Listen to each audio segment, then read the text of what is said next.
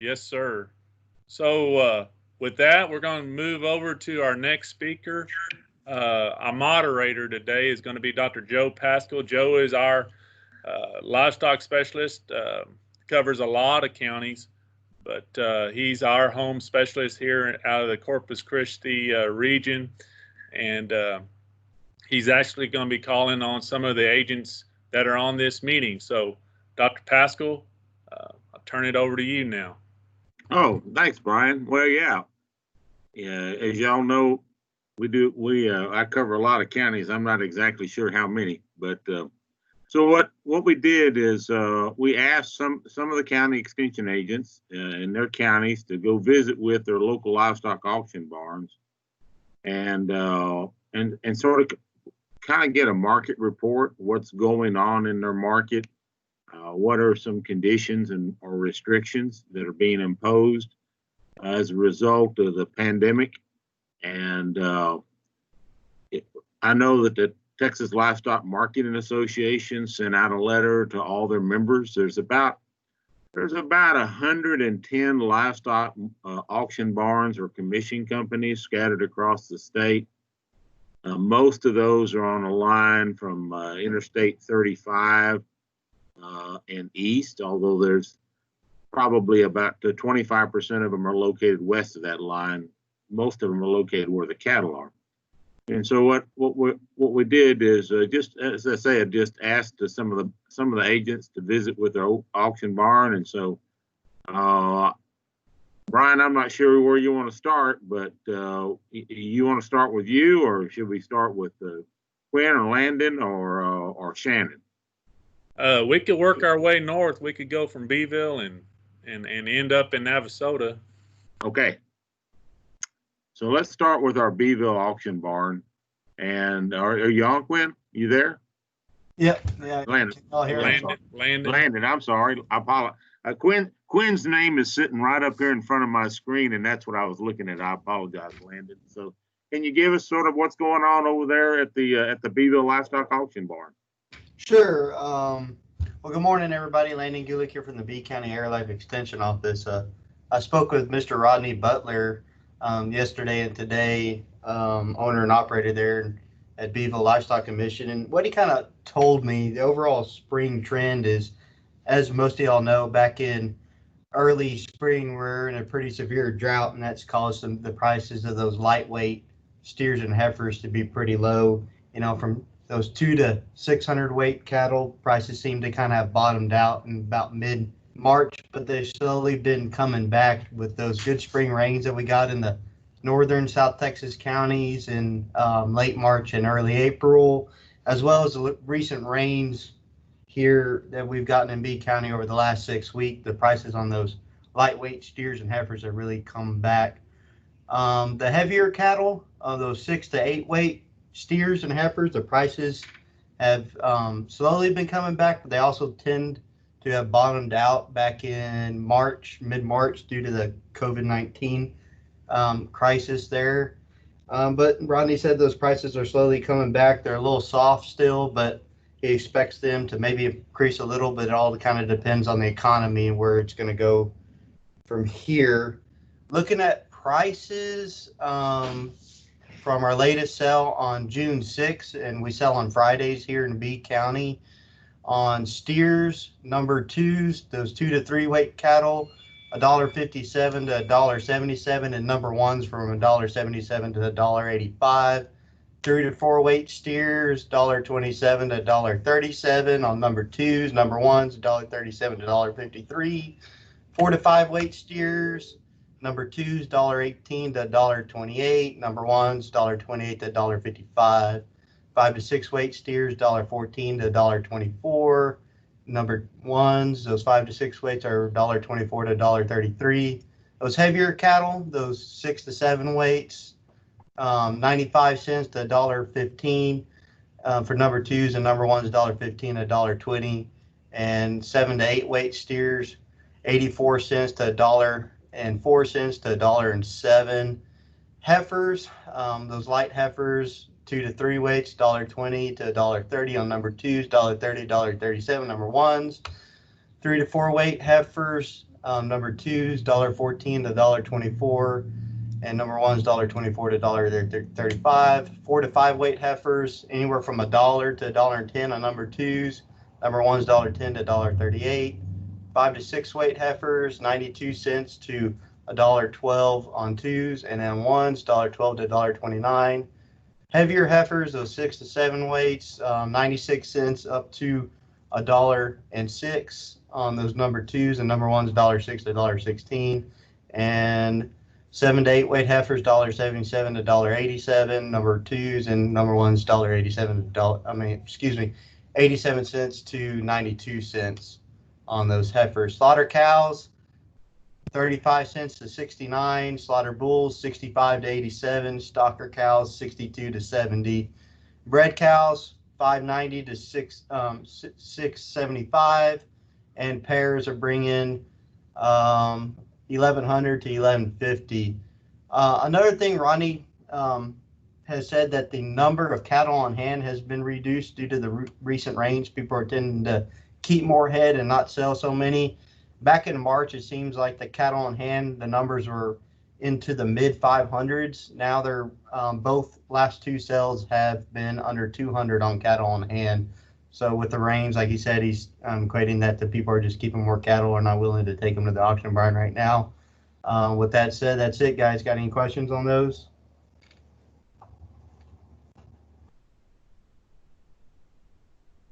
I don't see any. I don't see any there, Landon. So, about what kind of rainfalls have y'all been getting in B County and surrounding areas? Oh, after about the last 6 weeks, we got anywhere from 6 to 10 inches, kind of depending on where you're at in the county. So it's been really good. Early spring was not looking good here in B County. The drought monitor had us in a severe to moderate drought. And when April comes around and people haven't gotten a good rain, you know, a lot of people were sweating and a lot of cattle were going to the auction barn. A lot of those young cattle too, a lot of those, 3 or 4 weight steers, people just had to get them off the mamas, And maybe we should have had this about a month ago. It's been good. Landon. Thanks a lot. Moving north, who's next? I'll go next. I talked to Chris Carter, who is co-owner of the Karnes County Livestock there in Kennedy, not to be confused with the Karnes City Livestock Barn in Karnes City. They got 2 barns in that county. But I asked him a little bit about the market. He really didn't want to talk about the market. So I asked him, well, let's talk about what y'all did differently for the COVID situation. Just back on the market, he said, people, it's not good right now, and people know that. But that's why I was really encouraged to hear Dr. Anderson's talk. But so one thing we got to look about when we talk about Karnes County, it's a low COVID county, okay?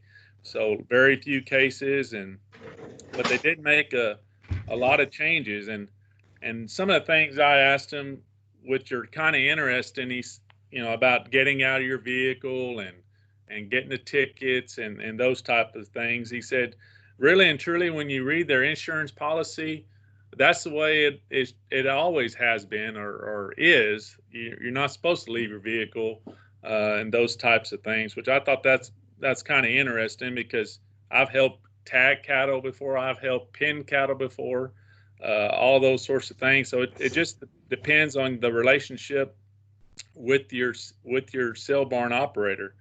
But a lot of them have always not got out of their truck and have maybe cracked their driver's side window a couple inches to get the slip of paper for their ticket, just not to let all the AC out of the vehicle. So, but he said a lot of the customers have gotten out, and a lot of things haven't changed. The catwalk has never been closed. The sale barn, which he didn't want to really advertise, has always been open. If you wanted to buy some cattle that day, you could go in there and purchase them yourself. You didn't have to get an order buyer to do it for you. As far as he did ask that the folks that that want to watch their cattle sell, you know, basically have no business in there.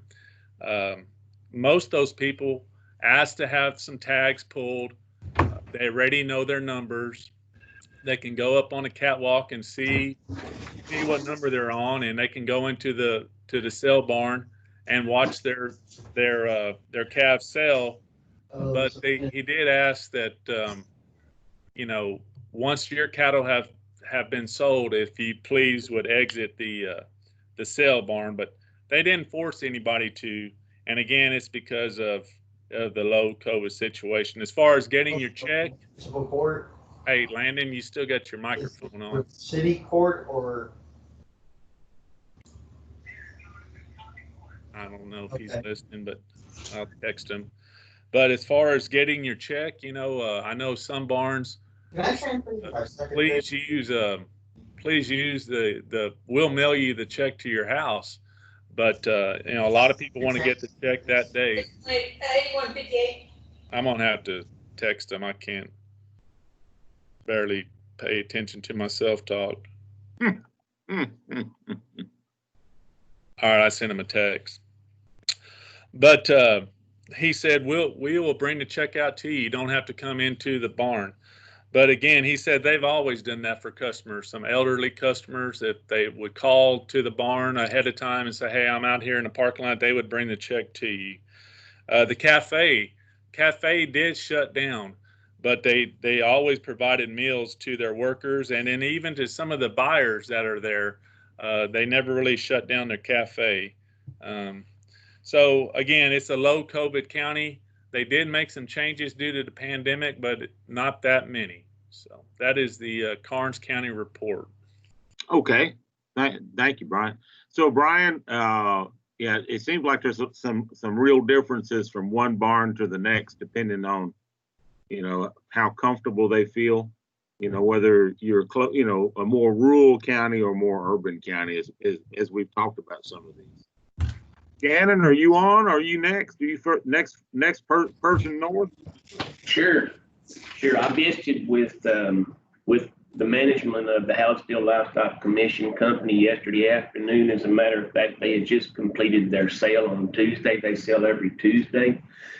In terms of protocol, of course, you can go to Hallettsville Livestock Commission Company website and get the protocol, but they are encouraging folks to stay in the vehicle. And not get out, that they'll handle the livestock. Now, in terms of allowing folks into the sale ring itself, I visited with Mr. Hagan about that yesterday, and he said, we have signs up, and I saw the signs, and it said, you know, buyers only, please. And but to be honest with you, he said, how are we going to police that? Who's a buyer and who's not a buyer?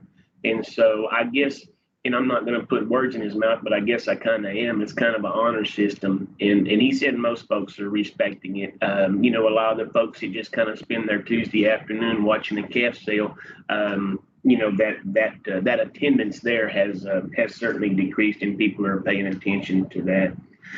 In terms of the market, I'm not going to go down a specific market rundown. I would encourage you to go to HallettsvilleLivestockCommission.com. You can see several weeks worth of the market reports. In terms of his opinions as to what's going on, well, first of all, he said there has been good buyers attendance. You know, so I guess that would mean we're calling it an active market. Certainly, prices could be better. And like Mr. Hagan said, but in light of our current situation, prices could certainly be worse.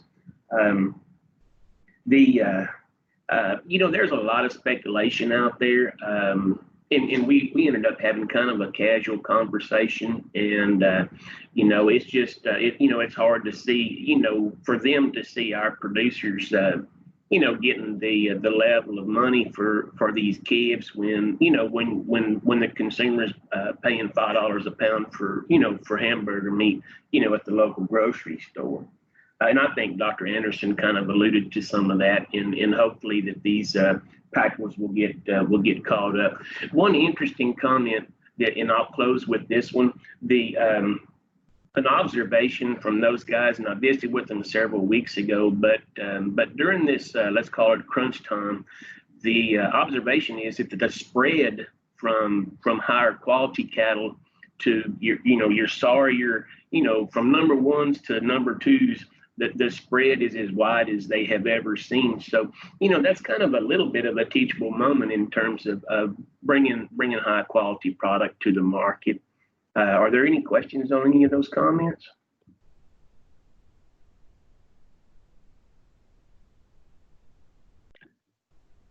No?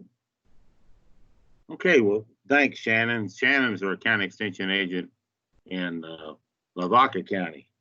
I guess we'll move one step further north. Alan, are you there? Yes, sir, I'm here. We have two auction barns in Navasota. We've got the Navasota Livestock Auction and we've got Mid-Tex Auction Barn, and both of them, from what everybody has said already, is pretty much the same that they're doing. A few differences in terms of protocol would be with us being next to Brazos County, which is it's not a hot spot, but there is an awful lot of cases that have popped up in Brazos County over the last 2 months. They have put in a restriction of only interested buyers can go in the sale barn at certain times. So if you're interested in heifers, only the heifer guys can go in. If you're interested in steers, only the steer guys can go in, to try to eliminate some of the masses of people. We have a cafe attached on our Navasota barn, and as the cafe has opened up, some of the restrictions on the auction barn have also lifted. Greg Godot is our Navasota Livestock Auction barn guy, and he on the market side said, just like everybody else is saying, it's not good. People know that.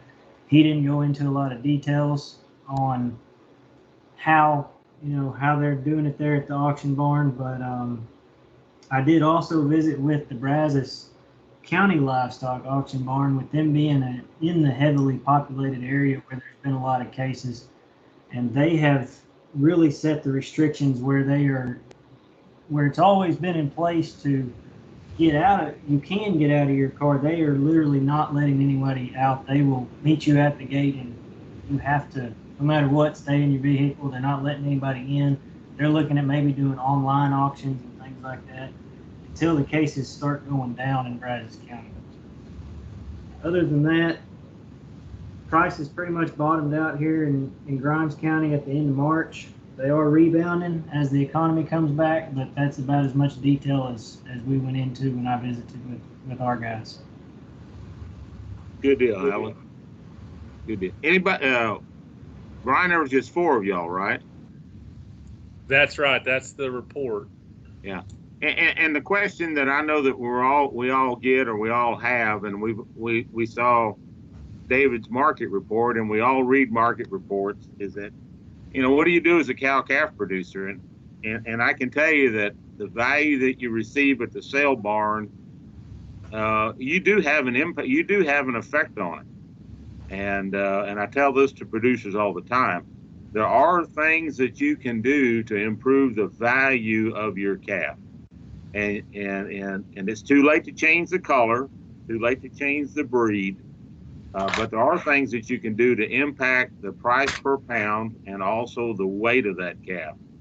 And it's the same kind of things that we've been talking to y'all about, that I've been telling you for 35 years.